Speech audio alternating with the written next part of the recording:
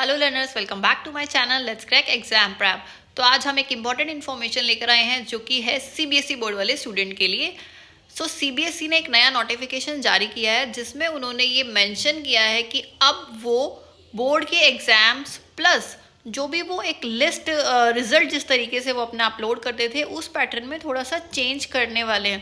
देखिए, ये नोटिफिकेशन थोड़े दिन 10 दिन पहले आ चुका है, बट स्टिल स्टूडेंट में इसको लेकर कन्फ्यूजन है कि एग्जैक्टली होने क्या वाला है। अब हमारा जो रिपोर्ट कार्ड है, हमारा रिजल्ट है, वो कैसे सीबीएसई हमें देगा। स्पेशली बोर्ड वाले जो हमारे स्टूडेंट हैं 10th क्लास के या 12th क्लास के जो स्टूडेंट हैं, उनको तो बहुत कन्फ्यूजन है इस चीज़ को लेकर। तो मैं एक चीज़ क्लियर कर देती हूँ। ये देखिए, सीबीएसई ने जो नोटिफिकेशन जारी किया, जो चेंजेस किए ना, एक्चुअली ये न्यू एजुकेशन पॉलिसी के हिसाब से बहुत ही मैंडेटरी चेंजेस थे।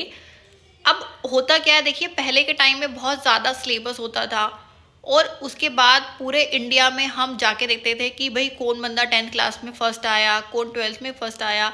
जो बच्चा फर्स्ट आता था उसके घर पे मीडिया पहुंच जाती थी, उससे इंटरव्यू लेते थे कि कैसे आपने प्रिपरेशन की। और इससे और जो बच्चे थे जिनका एक मार्क्स ही कम आता था, वो इतना डीमोटिवेट हो जाते थे कि जस्ट बिकॉज ऑफ 1 मार्क्स उनको कोई पहचान ही नहीं मिली, कोई उन्हें पूछ ही नहीं रहा है। ठीक है, तो इसलिए इस सिस्टम को अब से सीबीएसई ने क्या डिसाइड किया कि अब से हम तो कोई भी मेरिट लिस्ट जारी नहीं करेंगे, यानी कि कोई भी हम स्टूडेंट नहीं देखेंगे कि पूरे इंडिया में फर्स्ट कौन आया, 10th में किसके हाईएस्ट मार्क्स आए, 12th में किसके हाईएस्ट मार्क्स आए, स्पेशली फॉर बोर्ड एग्जाम्स। ठीक है, तो अब जो आपका रिपोर्ट कार्ड आएगा, रिजल्ट आएगा, उसमें कोई मेरिट लिस्ट नहीं होगी, कोई डिवीज़न नहीं होगी कि आप फर्स्ट डिवीज़न में हैं, सेकंड में या थर्ड में, कुछ नहीं होगा। ठीक है, इसके अलावा आपका कोई परसेंटेज भी उसमें मेंशन नहीं होगा, जस्ट आपके मार्क्स मेंशन होंगे। परसेंटेज आपको खुद निकालना है, आप निकाल सकते हो। मार्क्स मेंशन होंगे, आप खुद से परसेंटेज निकालो। आपको कोई ग्रेडिंग नहीं दी जाएगी, जैसे ABCD ग्रेड दिए जाते थे अकॉर्डिंग टू। तो अब जो उसमें चेंजेस हैं, अगर मैं आपको पॉइंट्स में बात करूं, तो फर्स्ट थिंग इज़ दैट कि कोई ग्रेडिंग सिस्टम नहीं होगा, कोई टॉपर की लिस्ट डिक्लेयर नहीं होगी, कोई परसेंटेज नहीं होगा और कोई डिवीज़न नहीं होगी। ये 4 चीज़ें जो कि हैं अब सीबीएसई से फॉलो करने वाला है। इसका मेन रीज़न ये है कि किसी भी स्टूडेंट के ऊपर प्रेशर ना बने कि हम फर्स्ट आ, हमारी डिवीज़न फर्स्ट है। क्योंकि देखो, सिर्फ बच्चों की बात नहीं है, इट्स अबाउट पेरेंट ऑल्सो, कि पेरेंट कहते हैं एटलीस्ट आप डिवीज़न तो फर्स्ट आ जाए आपकी, भले ही आप क्लास में टॉप मत करो लेकिन डिवीज़न फर्स्ट होनी चाहिए। बहुत सारे पेरेंट इस चीज़ को लेके थोड़ा सा फोकस करते हैं इन चीज़ों पे और बच्चे प्रेशर में आ जाते हैं। तो इस वजह से जितना हो सके, अगर किसी भी तरीके से अगर प्रेशर को कम किया जा सकता है, पॉसिबल है, तो उसके लिए हमारी गवर्नमेंट प्लस जो भी डिफरेंट बोर्ड के स्टेट बोर्ड हैं, वो अपने लेवल पे पूरा ट्राई कर रहे हैं। तो सीबीएसई ने डिसाइड कर लिया कि अब हम ऐसी कोई भी एक कंपटीशन वाला या फिर कंपैरिजन वाला माहौल क्रिएट नहीं करेंगे। जिसको जो पढ़ना है अपने हिसाब से अपने लेवल पे बहुत अच्छे से करे, दैट्स इट। हमें अपने पड़ोसियों को या अपने रिलेटिव को दिखाने के लिए अरे हमारे बच्चे की तो फर्स्ट डिवीज़न आई है, ये सब चीज़ें ख़त्म। भाई हमारा बच्चा पास हो गया, दैट्स इट। कोई डिवीज़न या इस चीज़ से रिलेटेड आपको प्रेशर में रहने की ज़रूरत नहीं है। आप बस पढ़ो, सिर्फ उतना पढ़ो। और देखो, उसके साथ साथ एक बेस्ट पार्ट ये है कि सिलेबस को भी बहुत कम कर दिया है। पहले की अगर आप सिलेबस कंपेयर करो, पहले की बुक्स उठाओ और अब जो नए सेशन की बुक्स है ना, उनको अगर आप कंपेयर करोगे ना, तो बहुत ही मिनिमम सा सिलेबस है जो जेन्युइनली इंपॉर्टेंट है। पहले बहुत सारी ऐसी चीज़ें थी जिन्हें हम बस पढ़ते थे, जिनका कोई यूज़ हमारी प्रैक्टिकल लाइफ में नहीं होता था। बट अब जो फोकस किया जा रहा है जिस चीज़ पे, वो यही है कि जो एक्चुअली हमारी लाइफ में इंपॉर्टेंट है प्रैक्टिकली, सिर्फ उस चीज़ को आप अच्छे से स्टडी करो इंस्टेड ऑफ किसी प्रेशर के कि बहुत सारा सिलेबस और हमें पढ़ना है। ठीक है, अब बात आती है एक और इम्पॉर्टेंट पॉइंट, जो कि बहुत सारे स्टूडेंट की क्वेरी रही है कि ये बेस्ट 5 वाला एक ऑप्शन था। ठीक है, उसमें क्या रहता है कि अब उसमें क्या है कि कुछ स्कूल्स वाले हैं जो सिर्फ 5 सब्जेक्ट ही ऑप्ट करते हैं, उनके पास सिर्फ 5 सब्जेक्ट हैं, दैट्स इट। और उनके बच्चे 5 सब्जेक्ट पढ़ रहे हैं और उनके मार्क्स आ रहे हैं, जो भी आ रहे हैं 5 सब्जेक्ट में से आपकी परसेंटेज या जो भी आप अपने बिजनेस पे निकाल रहे हो।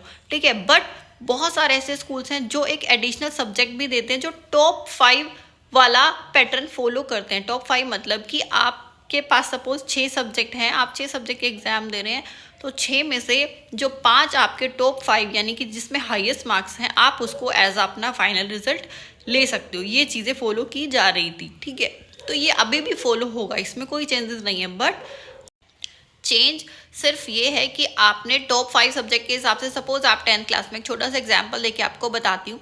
ठीक है, आपके 5 6 सब्जेक्ट हैं, ठीक है, जिसमें से एक ऑप्शनल है आपका। तो हम क्या करते थे, वो ऑप्शनल सब्जेक्ट हमारा फिजिकल एजुकेशन हो सकता था, आईटी हो सकता था, बट हम क्या करते थे, उसको हमारे मेन सब्जेक्ट से रिप्लेस कर देते थे, क्योंकि मेन सब्जेक्ट में हमारे मार्क्स कम आए होते थे, और जो ये एडिशनल सब्जेक्ट होते हैं, बिकॉज ये थोड़े ईजी होते हैं, इनमें मार्क्स ज़्यादा होते थे, तो हम इनके साथ हमारे मेन सब्जेक्ट के साथ उनको रिप्लेस कर देते थे। यानी कि हम सपोज मेन सब्जेक्ट हमारा मैथ्स है, तो हम मैथ्स को लेते ही नहीं थे फाइनल रिजल्ट में, हम आईटी को या फिजिकल एजुकेशन जो भी आप पढ़ रहे हैं हम उसको काउंट कर लेते थे, बिकॉज उसमें हमारे नंबर ज़्यादा आते थे।